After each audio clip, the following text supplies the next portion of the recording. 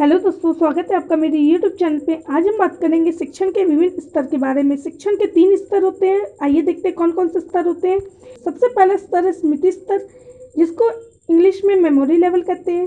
फिर आता है बोध स्तर, जिसको अंडरस्टैंडिंग लेवल कहते हैं। फिर थर्ड होता है चिंतन स्तर, जिसको रिफ्लेक्टिव लेवल कहते हैं।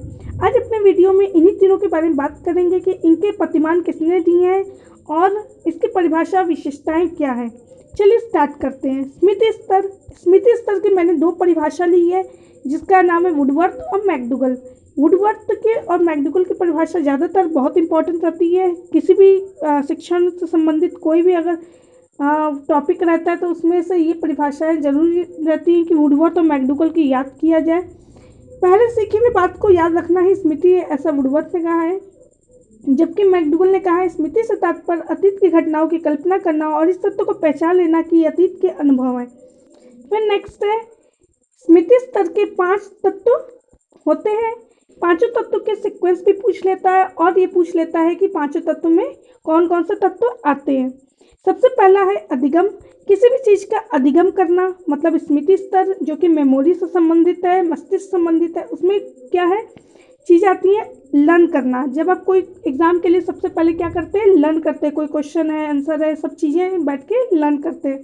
धारण, जब उसको हम रिवाइज कर करके अपने मस्तिष्क में क्या करते हैं, धारण करते हैं, रिटेन रखते हैं कि हम भूले नहीं जल्दी।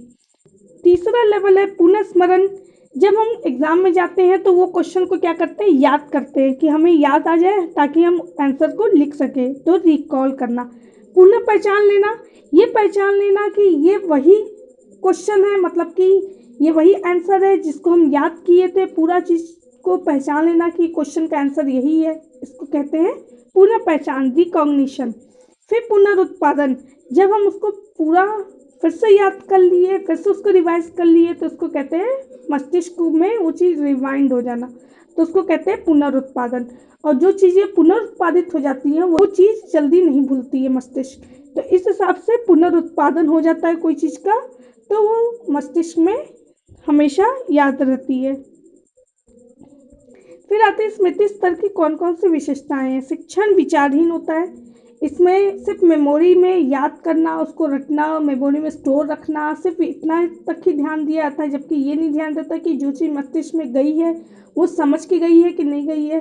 सिर्फ इसमें क्या होता है, विचारहीन होता है। इस पर क्वेश्चन मार्क नहीं लगता है कि वाई ये चीज़ हमें समझाया जा रहा है, तो क्यों समझाया जा रहा है, इसका क्या यूटिलाइज है, दैनिक जीवन में इसका क्या तो इस तरह की चीज़ें जो होती हैं इसमें नहीं पूछी जाती। मतलब मस्तिष्क में जो चीज़ें रटाई जाती हैं बस वो मस्तिष्क रटता जाता है।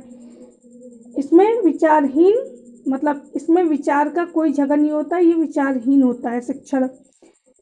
छात्र बिना समझे विचारे रटते हैं। जाहिर सी बात है, क्वेश्चन को समझे नहीं है, बस पता है मुझे रटना है, नंबर लाना है, दैट्स इट।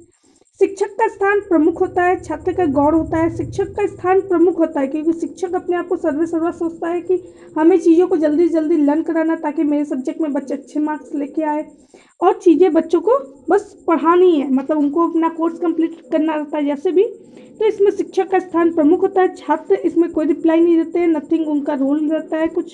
शिक्षक छात्र के बीच में अंतक्रिया नहीं होती है। अंतक्रिया कब होती है, जब हम रिप्लाई किए और सामने वाला भी उसका प्रतिक्रिया किया। जब हम कुछ पढ़ा रहे हैं तो बच्चों को समझ में आएगा तो ज़रूर क्वेश्चन करेंगे कि इसके बारे में नहीं समझ में आया, फिर से समझाइए, या फिर ये ऐसे क्यों है, क्यों का आंसर, क्या का आंसर, ये सब चीज़ें जब लोग कोई लेता है तो अंतक्रिया प्रतिक्रिया होती है।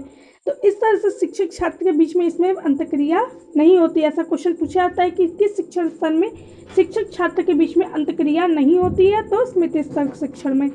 शिक्षण ज्ञानात्मक स्तर का होता है। कक्षा का नीरस वातावरण, कक्षा का वातावरण कैसा होता है, नीरस होता है। इसमें से क्वेश्चन बन सकते हैं कि शिक्षण स्तर में कक्षा का वातावरण नीरस रहता है तो बच्चे, तो आपको आंसर लगाना है स्मृति स्तर। फिर आता है व्याख्यान और पठन पाठन विधियों का प्रयोग। मतलब कि शिक्षण में कई सारी विधियाँ प्रयोग होती हैं, जिस तरह से प्रश्नोत्तर विधि, उदाहरण विधि, कथन विधि, व्याख्यान विधि, पाठ्य पुस्तक विधि, स्टोरी टेलिंग विधि, बहुत सारी विधियों का प्रयोग होता है। लेकिन इसमें ज़्यादातर जो होती है वो लेक्चर देने और पाठ्य पुस्तक से पढ़ाने की विधियों का प्रयोग होता है। छात्र कठोर अनुशासन में रहते हैं। छात्र के ऊपर पूरी तरह से अनुशासन बना रहता है। इसका मतलब है कि छात्र को बहुत ज़्यादा स्वतंत्रता नहीं रहती है। तो हम कह सकते हैं कि किस शिक्षण स्तर में छात्र कम स्वतंत्र रहते हैं या फिर एकदम स्वतंत्र नहीं रहते, इस तरह से क्वेश्चन बन सकता है। फिर है हर्बर्ट का स्मृति शिक्षण का प्रतिमान। तीन लोगों ने तीनों स्तर के प्रतिमान की बात की थी, लेकिन यहाँ पे स्मृति स्तर के अगर शिक्षण प्रतिमान की बात करें तो ये हर्बर्ट ने दिया था, बहुत इंपॉर्टेंट है लर्न करना। इसमें उन्होंने कई सारे चीज़ें बताई हैं जिनको जरूरी है जानना। उद्देश्य, संरचना, सामाजिक प्रणाली, मूल्यांकन प्रणाली, इन चारों का एक तरीके से फिर भी ठीक है, लेकिन संरचना में ये जो पांचों चीज़ें हैं ये लर्न करना बहुत इंपॉर्टेंट है, क्योंकि इससे संबंधित बहुत सारे क्वेश्चन जो है वो एग्जाम में पूछे गए हैं कि इन पांचों का सीक्वेंस क्या है या फिर इसको किसने दिया था, इन पांचों में कौन सा नहीं है। 4 ऑप्शन दे देते हैं, पूछता है कि इनमें से कौन सा हर्बर्ट का शिक्षण प्रतिमान स्मृति शिक्षण प्रतिमान नहीं है। सबसे पहले हम फोकस करें उद्देश्य पर। उद्देश्य का मतलब हुआ कि छात्रों को तथ्यों को रटने पर बल दिया जाता है, मतलब उसको उसके ज्ञानात्मक पक्ष को सबल बनाना। मानसिक तथ्यों का प्रशिक्षण देना, मतलब कि मस्तिष्क का एक्सरसाइज हो जाता है पूरा। क्यों? क्योंकि बच्चे रटते जाते, वो इंटरेस्ट से नहीं रट रहे हैं, वो मस्तिष्क में प्रेशर डाल डाल के उस चीज़ को डाल रहे हैं कि हमको वहाँ पे भी इसको भी स्टोर करना है, इसको भी स्टोर करना है। वो समझ के स्टोर नहीं कर रहे, वो इंटरेस्ट के साथ स्टोर नहीं कर रहे हैं। तो मस्तिष्क तथ्यों का प्रशिक्षण इसमें होता है और सूचनाओं और सिद्धांतों को रटने पर बल दिया जाता है। और इसमें सीखे हुए तत्वों को याद करना, उसका प्रत्यास्मरण करना, पुनरुत्पादन करना, इस तरीके से की चीज़ें उद्देश्य में आते हैं। मतलब इसका उद्देश्य ही ये सब होता है, हर्बर्ट ने ऐसा बताया है।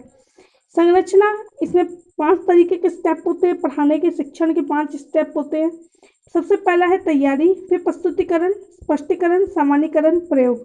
सच बताए तो आज जो पाठ्य योजना टीचर्स के द्वारा बनवाया जाता है बीएड में और भी जो टीचिंग चलता है स्कूल में, वो यही फॉर्मूले पर आधारित होता है। मतलब कि ये हर्बर्ट की शिक्षण प्रतिमान के आधार पर ही पाठ्य योजना तैयार करते हैं लोग। इसमें हर्बर्ट के द्वारा बने हुए शिक्षण प्रतिमान का ही फॉलो होता है। सबसे पहला है इसमें तैयारी। किस चीज़ की तैयारी करना? मतलब कि पाठ्य योजना बना लेना, उसके बाद छात्रों के सामने प्रस्तुत करना। प्रस्तुत करेंगे तो सबसे पहले हम ये जानेंगे छात्रों का पूर्व ज्ञान क्या है उस सब्जेक्ट से रिलेटेड।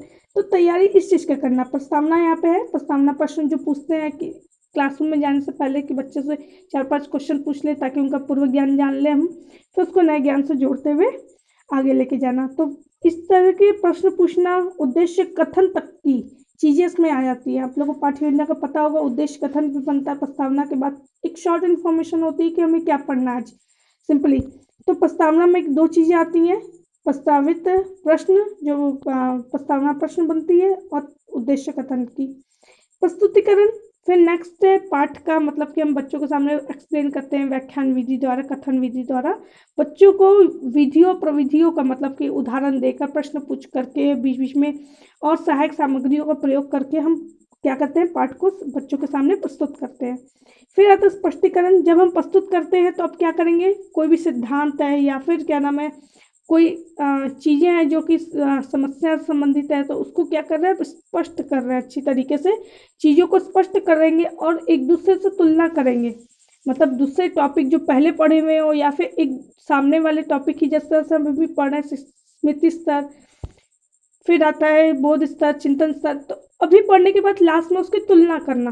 तो यही चीज़ हो गया कि स्पष्टीकरण करने के बाद उसका क्या करेंगे, तुलना करेंगे। इसमें क्या होता है, स्पष्टीकरण और कंपैरिजन करना, पे हिंदी में तुलना भी लिखना था। फिर आता है सामान्यीकरण। चीज़ों को, कुछ नियम और सिद्धांतों का उसको समझने के लिए अवसर प्रदान करना, उनको निजी जीवन में क्या उपयोग है ये बताना और उनको कुछ समय देना ताकि उस चीज़ को वो समझ सके। लास्ट में आता है प्रयोग। उसको नवीन परिस्थितियों में किस हिसाब से प्रयोग करना है इसके बारे में जानकारी दी जाती है। फिर आता है सामाजिक प्रणाली। सामाजिक प्रणाली कैसी होती है? हर्बर्ट का कहना है कि इसमें सिर्फ 2 ही वाहक होते हैं। फर्स्ट है शिक्षक होता है और सेकंड होता है छात्र। जाहिर सी बात है, शिक्षक जो होता है वो सक्रिय रहता है सबसे ज़्यादा और छात्र जो होता है एक निष्क्रिय श्रोता की तरह रहता है। फिर आता है मूल्यांकन प्रणाली। मूल्यांकन प्रणाली में ज़्यादातर रटने पर बल दिया जाता है। क्वेश्चन निबंधात्मक होते हैं, जो रटे हुई चीज़ें हैं उसको लिख करके, अपने शब्दों में चीज़ों को न लिख करके, एक होता है कि कॉपी का एज इट इज़ दे देना क्वेश्चन और उसको बोलना कि आंसर देना। ज्ञानात्मक पक्ष की ही जाँच होती है इसमें मूल्यांकन प्रणाली में। फिर आता है बोधात्मक स्तर, मतलब अंडरस्टैंडिंग लेवल, मतलब समझना, किसी चीज़ को समझ करके पढ़ना। इसके अर्थ की बात करें तो अर्थ समझना, विचार को ग्रहण करना, गुण विशेषताओं को स्पष्ट कर समझना, किसी तत्व को स्पष्ट रूप से समझना, मतलब कि कुछ पढ़ना है, सिद्धांत नियम उनको समझना, मतलब समझ करके उसको अपने मस्तिष्क में धारण करना, ये बोधात्मक स्तर का काम होता है। इसमें कई विशेषताएं हैं। जिस तरह से बोधात्मक स्तर का शिक्षण विचारपूर्ण होता है, हम कह सकते हैं अंडरस्टैंडिंग लेवल, किसी चीज़ को समझ करके पढ़ना। तो बोधात्मक स्तर का शिक्षण जो होता है वो विचारपूर्ण होता है, वही स्मृति स्तर का क्या था, विचारहीन था। नेक्स्ट है शिक्षण बोध केंद्रित होता है। बोध केंद्रित मतलब शिक्षण में समझ का मेन सेंटर क्या होती है, समझ। बच्चे समझ जाए वो पर्टिकुलर चीज़, ना कि रट ले। तो शिक्षण बोध केंद्रित होता है। जाहिर सी बात है इसकी जगह हम छात्र केंद्रित भी कर सकते हैं। छात्रों में सामान्यीकरण, सूझबूझ और समस्याओं के समाधान की क्षमता का विकास होता है। अपनी नॉलेज को यूज़ करके, पढ़े हुए चीज़ों का यूटिलाइज करके नए परिस्थिति में उसको मैनेज कर लेना, उसका उपयोग कर लेना, उसको हम कहते हैं बोध स्तर का शिक्षण। जिस तरीके से साइकिल चलाने वाला अपना साइकिल चलाने का अनुभव क्या करता है, स्कूटी चलाने में यूज़ कर लेता है, तो उसको हम कह सकते हैं कि जो साइकिल चलाया है वो एक स्मृति स्तर का नहीं था कि सिर्फ पैडल मारना है और चलाना है। वो किस हिसाब से चल रहा है, किस हिसाब से अपने आप को बैलेंस बनाना है, इस चीज़ का उसके अंदर समझ आ गया था, तब वो स्कूटी चलाना सीख रहा है। तो इस तरीके से इसमें सूझबूझ और समस्याओं के समाधान की क्षमता का विकास होता है। बुद्धि युक्त व्यवहार निहित होता है, बुद्धि का प्रयोग होता है। छात्रों को स्वतंत्रता होती है, छात्र निष्क्रिय नहीं होते हैं। छात्र व शिक्षक के मध्य अंतक्रिया होती है, एक दूसरे को डिस्कस करते हैं, मतलब कुछ समझ में नहीं आया तो छात्र पूछते हैं, तो टीचर्स उनको एक्सप्लेन करते हैं, या फिर किसी चीज़ सिद्धांत को पूरी तरह से समझाते हैं कि बच्चों को समझ में आ जाए। आपस में क्या होती है, एक जन क्रिया कर रहा है तो दूसरा जन प्रतिक्रिया कर रहा है, तो क्रिया प्रतिक्रिया होती है। तथ्यों सिद्धांतों का बोध होता है। मूल्यांकन निबंधात्मक और वस्तुनिष्ठ दोनों होते हैं, उसमें सिर्फ निबंधात्मक था, जबकि इसमें क्या है, निबंधात्मक और वस्तुनिष्ठ दोनों प्रश्नों को रखा जाता है। बोध स्तर शिक्षण प्रतिमान मॉरिसन ने दिया था।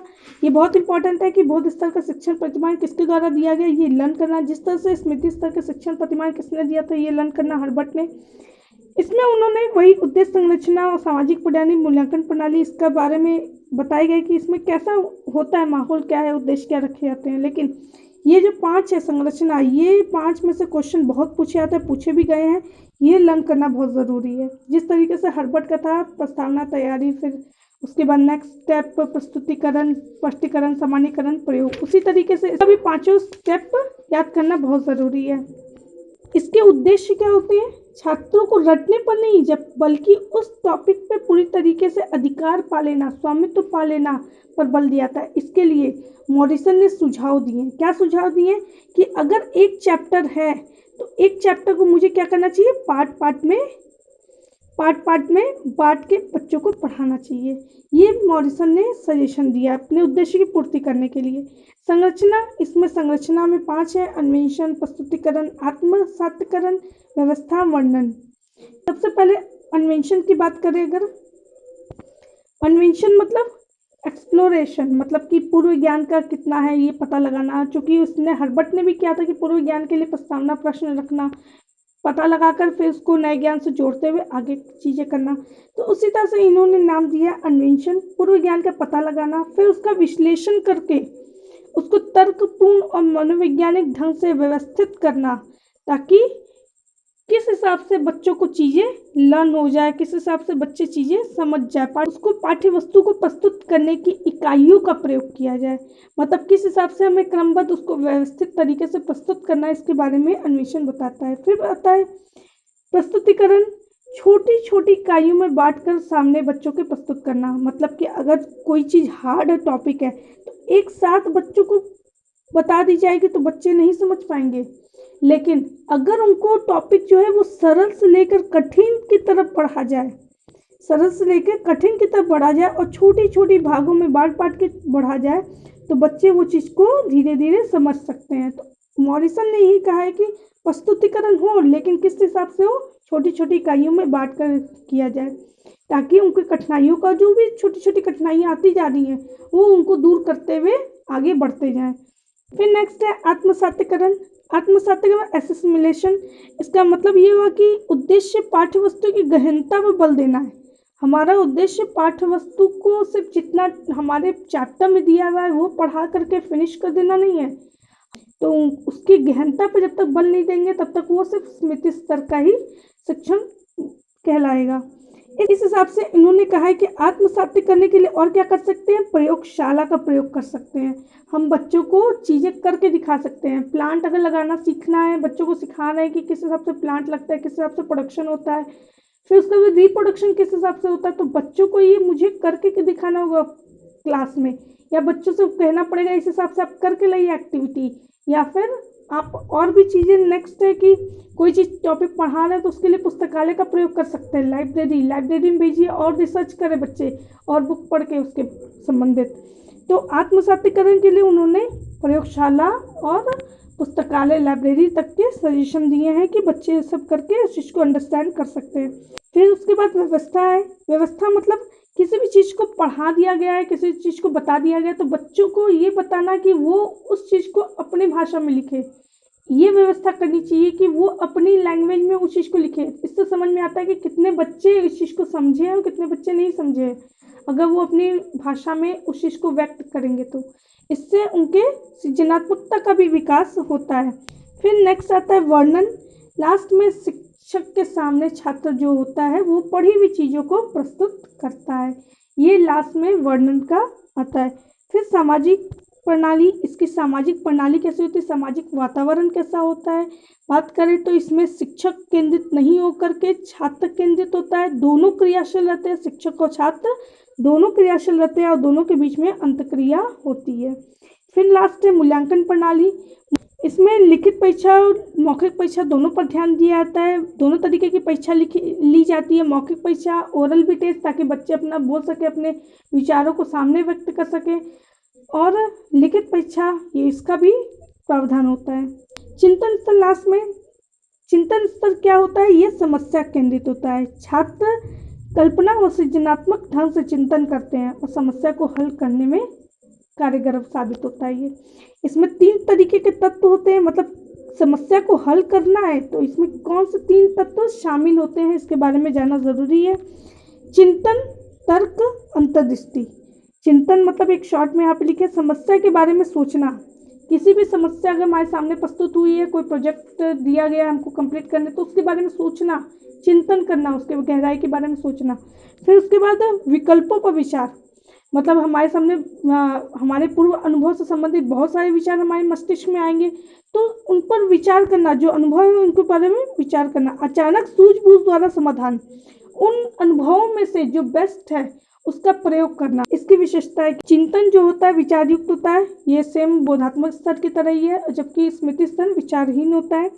समस्या केंद्रित होता है, चीज़ों समस्या को हल करने पर पूरी तरह से जोर दिया जाता है, गहनता और गंभीरता से अध्ययन किया जाता है, मौलिक चिंतन पर बल दिया जाता है, आलोचनात्मक दृष्टिकोण का विकास होता है। चिंतन स्तर का प्रतिमान किसने दिया था, हंट, ये बहुत ज़रूरी है। सबसे पहले हर्बर्ट ने दिया था स्मृति स्तर शिक्षण प्रतिमान, मॉरिसन ने दिया था बोध स्तर शिक्षण प्रतिमान, और हंट ने दिया है चिंतन स्तर का शिक्षण प्रतिमान। ये बहुत ज़रूरी है, आप तीनों को याद करें।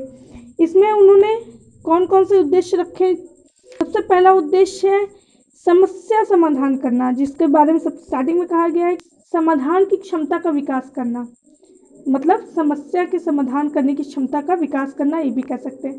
स्वतंत्र मौलिक चिंतन होना, आलोचनात्मक सृजनात्मक चिंतन का विकास करना, ये समस्या केंद्रित होता है, संवेदन की क्षमता का विकास करना। संरचना, इसमें 2 संरचना, व्यक्तिगत और सामाजिक। इसमें ड्यूवी की समस्यात्मक परिस्थिति दी गई है और कैट लेविन की समस्यात्मक परिस्थिति। इस दोनों में यही दिया गया है कि अगर कोई लक्ष्य की प्राप्ति करने के लिए ड्यूवी की समस्यात्मक परिस्थिति की बात करें तो कोई बाधाओं पर विजय पाने के लिए क्या होता है, हमारे सामने एक लक्ष्य है, हमें लक्ष्य को प्राप्त करने के लिए कई सारे अवरोधों का सामना करना है, हमें पता नहीं है लक्ष्य कैसे प्राप्त करेंगे, धीरे धीरे समस्याओं को हल करते हुए अपने लक्ष्य की तरफ बढ़ेंगे। जबकि कर्ट लेविन की समस्या परिस्थिति कहती है कि हमारे सामने लक्ष्य है, हमें दिख रहा है कि हमारे सामने लक्ष्य है, लेकिन इसको प्राप्त करने के लिए हमारे पास दो रास्ते हैं, क्या तो हम यहाँ से जाके प्राप्त करें या फिर यहाँ से जाके प्राप्त करें। तो इस हिसाब से हमारी समस्यात्मक परिस्थिति उत्पन्न होती है कि हम किस साइड से जा करके अपने लक्ष्य को प्राप्त करें। ये कट लेवल की समस्यात्मक परिस्थिति, जबकि ड्यूवी की थी कि हमारे लक्ष्य के सामने क्या है, ये लक्ष्य है, ये हम है, हमारे लक्ष्य के सामने क्या है, कई सारे अवरोध हैं। ये ड्यूवी की समस्यात्मक परिस्थिति कहती है। प्रणाली कैसी रहती है, सामाजिक वातावरण इसमें बाल केंद्रित रहता है, बालक ही मेन रहता है, और जबकि शिक्षक का स्थान गौण होता है। मूल्यांकन प्रणाली, इसमें मूल्यांकन प्रणाली वस्तुनिष्ठ और निबंधात्मक क्वेश्चन को रखा जाता है मूल्यांकन प्रणाली के लिए। जी हाँ दोस्तों, इससे संबंधित बहुत सारे क्वेश्चन टेट एग्जाम में पूछे जाते हैं। जिस तरीके से स्मृति स्तर शिक्षण प्रतिमान किसके द्वारा दिया गया, तो हर्बर्ट के द्वारा। बोध स्तर मॉरिसन, फिर हंट के द्वारा चिंतन स्तर शिक्षण प्रतिमान कितने होते हैं, 3 होते हैं। हम कह सकते हैं कि ड्यूवी की समस्यात्मक परिस्थिति जो है वो किस स्तर के शिक्षण प्रतिमान पर आता है, तो आपका है चिंतन स्तर। मॉरिसन द्वारा बोध स्तर के शिक्षण प्रतिमान में कितनी संरचना है, तो 5 संरचना है, आंसर होगा। कौन कौन सी संरचना है ये भी आपको जानना ज़रूरी है, ये भी लर्न करना बहुत ज़रूरी है। सबसे पहला है अन्वेषण, फिर प्रस्तुतिकरण, फिर आत्मसातीकरण, फिर व्यवस्था, देन वर्णन। उसी तरह से हर्बर्ट के शिक्षण प्रतिमान में कितनी संरचनाएं, तो 5 संरचनाएं। उसमें कौन कौन सी, प्रस्तावना, तैयारी, प्रस्तुतिकरण, स्पष्टीकरण या तुलना, और सामान्यीकरण प्रयोग। ये 5 है हर्बर्ट की और 5 है मॉरिसन की। और देखा जाए तो चिंतन स्तर शिक्षण प्रतिमान जो कि हंट का है, इसमें 2 है, एक ड्यूवी की समस्यात्मक परिस्थिति और एक कर्ट लेविन की समस्यात्मक परिस्थिति है। दोस्तों वीडियो अच्छा लगा हो तो इसको लाइक कीजिए, अन्य लोगों के साथ इसको शेयर कीजिए, चैनल को सब्सक्राइब करना ना भूलें। Thank you for watching.